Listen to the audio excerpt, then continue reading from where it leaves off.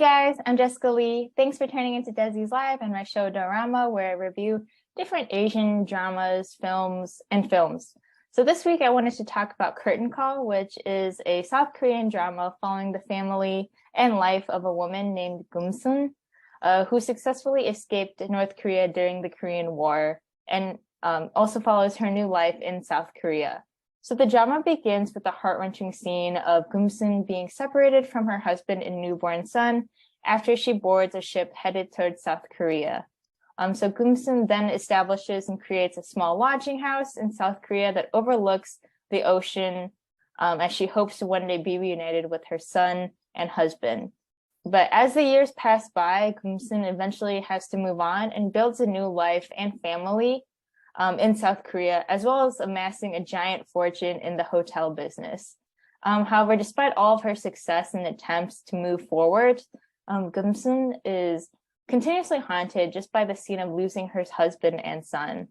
And although the communication between North and South Korea is banned, Geum-Soon has an opportunity to reunite with her North Korean son and grandson 30 years later, when both of the Korean governments decide to allow a brief reunion between the separated family members.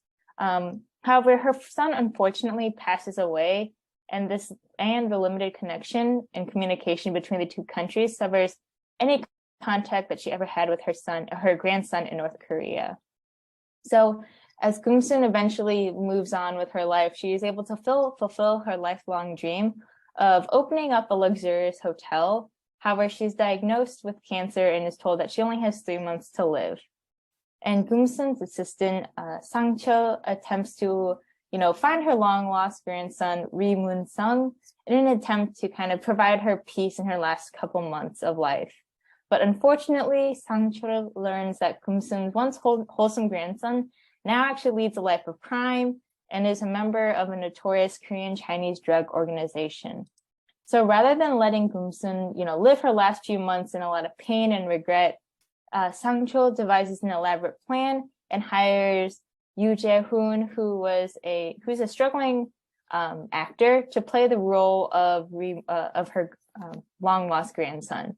So in order for the biggest play of Jae-hoon's life to actually begin and go well, he has to befriend and earn the trust of Geum-Soon's South Korean grandchildren. Geum-Soon has 3 grandchildren: Park Se-yeon, who's her only granddaughter, and 2 grandsons, Park Se-jun and Park Se-gyu. But this isn't really going to be an easy task for Jae-hoon, as his timing coincides, honestly, with the inheritance of the hotel shares and the decision to sell the hotel to an outside third party. So just to give a couple thoughts and reviews about this drama, honestly, the first episode had me in absolute tears. I was sobbing. It was just really emotional and hard to watch, and it was just well done, though.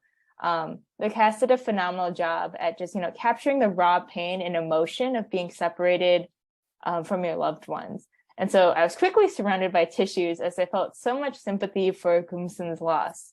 But overall, Curtain Call also has a really dynamic plot with the power struggle between the grandchildren regarding the sale of the hotel. And honestly, I can't help but wonder if Jae-hoon will actually successfully deceive Geum-Soon and the other grandchildren. Jae-hoon constantly makes mistakes despite him doing his best to stay in character.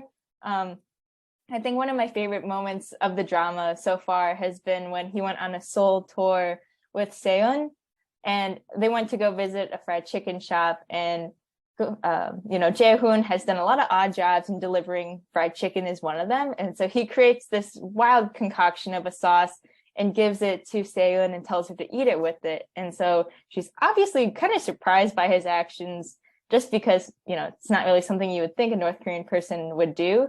And so he attempts to cover his tracks and says, this is how everyone in North Korea eats their fried chicken. And, North Korea is way more developed than most people think, which is probably most likely true. But Se-yeon somehow manages to just buy his excuse and move on with it.